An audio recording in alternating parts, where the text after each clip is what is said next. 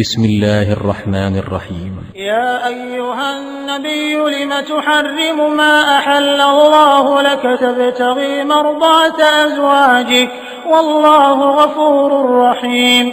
قد فرض الله لكم تحلة أيمانكم والله مولاكم وهو العليم الحكيم.